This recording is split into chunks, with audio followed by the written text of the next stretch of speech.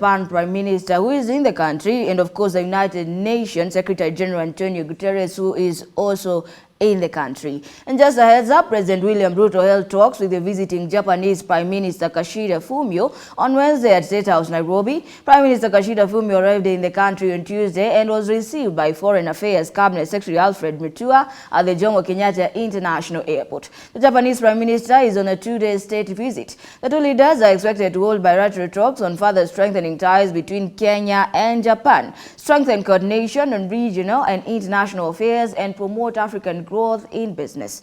Fumio is set to meet with Japanese business community, young volunteers, and startups. To make sure to engage us on the same, the SMS line is 21144 and GBS TV Africa on all our social media handles. Good evening, Jennifer. Are you able to get me clearly?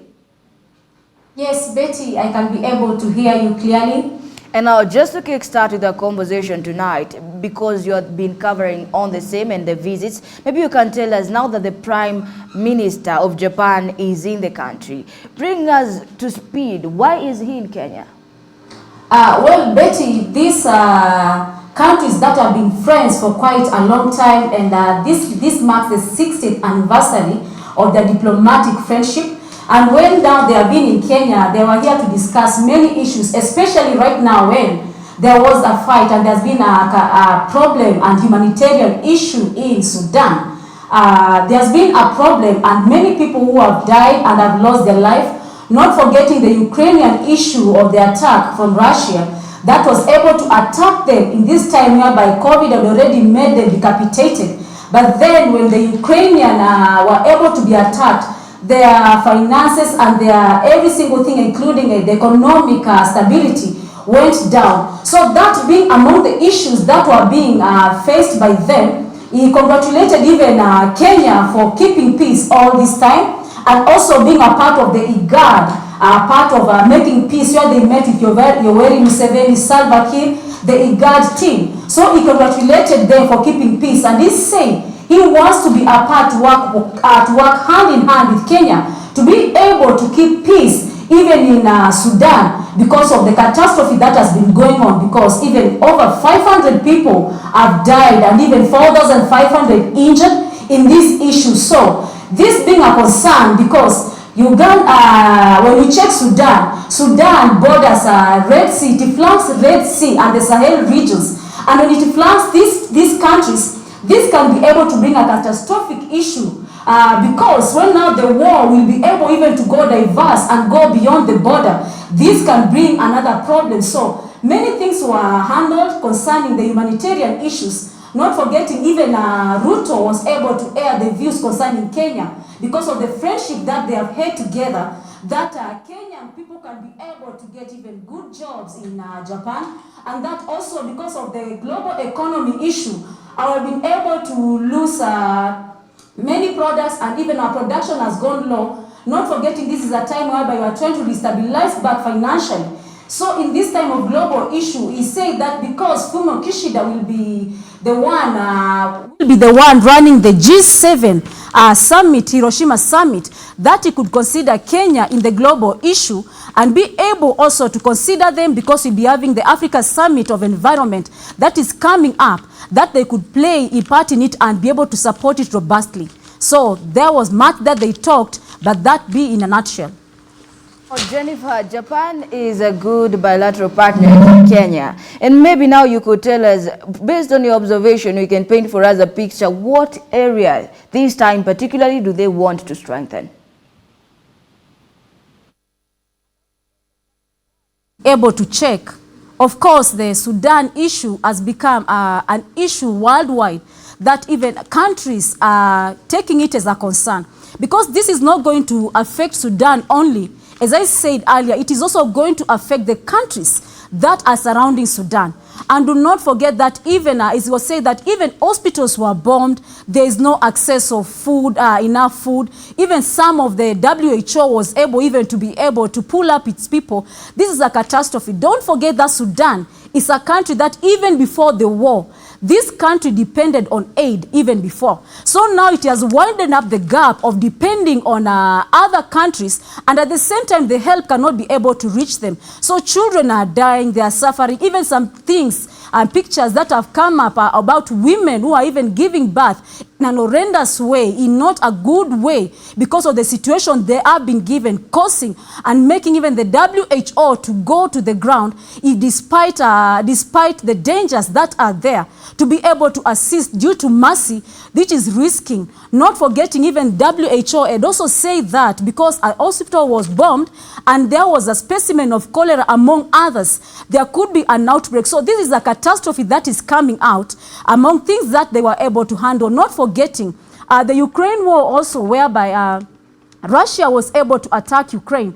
They had just recovered. We were all actually recovering from the COVID situation. So we all needed to stabilize back. But now with the attack of Russia on Ukraine, even taking a hostage of some journalists, this is an issue that has also, in combination with Sudan, brought a big humanitarian catastrophe.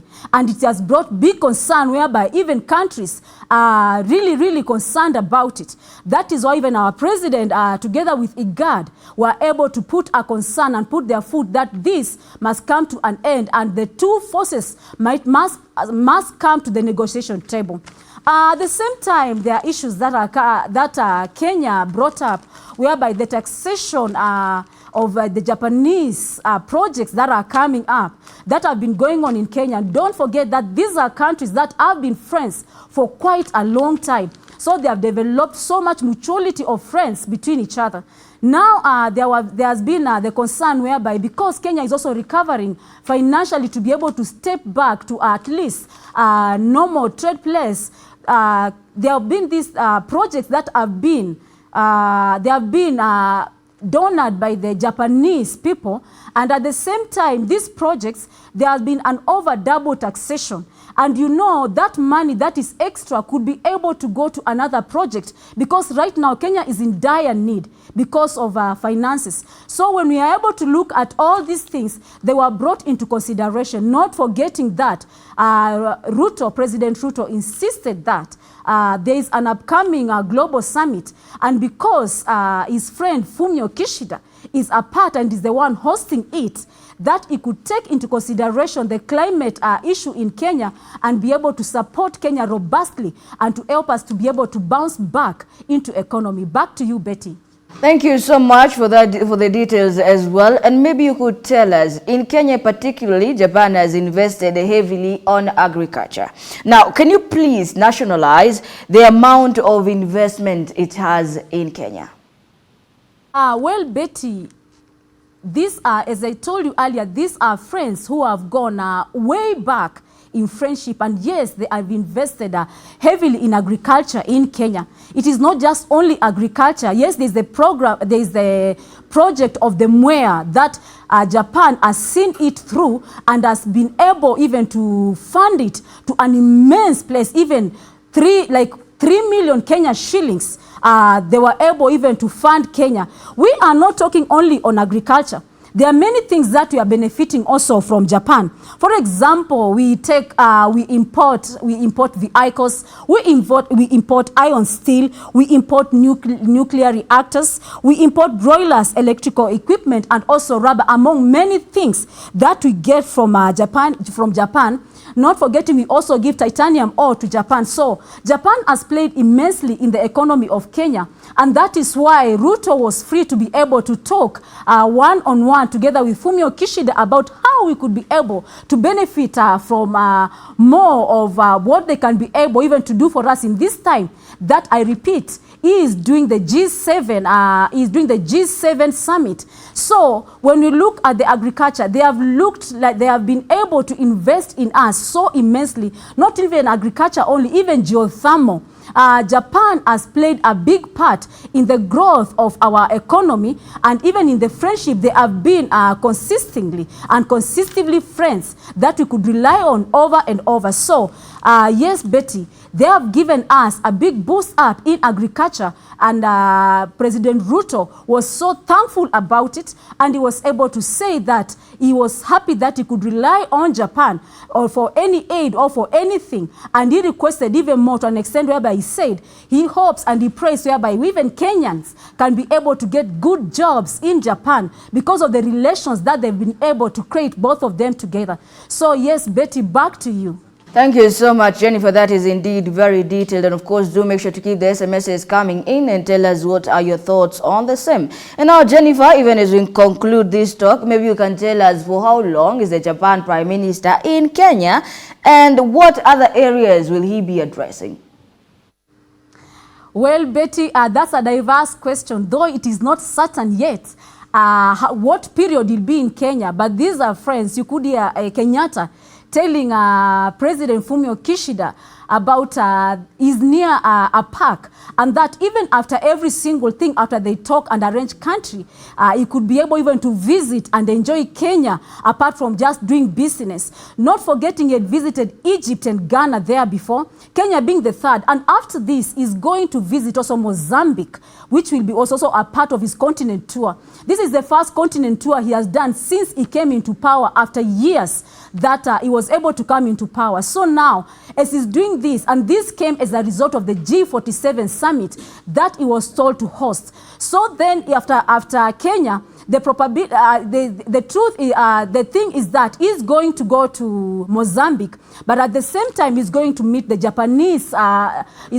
Japan group of business in Kenya as a part of talking about business and about how they are doing businesses in Kenya. Don't forget that Kenya is one country that supports Japan, and we have over 100 companies in Kenya that this is the biggest leading in Africa. There's none that is as big as Kenya. Over 100 companies supporting Japan, working hand in hand with Japan, doing business together with Japan. So then this will just not be a normal visit. This is a visit of friendship. He is going to meet the Japan group of business people. They are going to discuss a lot. There will be a lot and diverse that they are going to discuss before he departs to Mozambique. Back to you, Betty.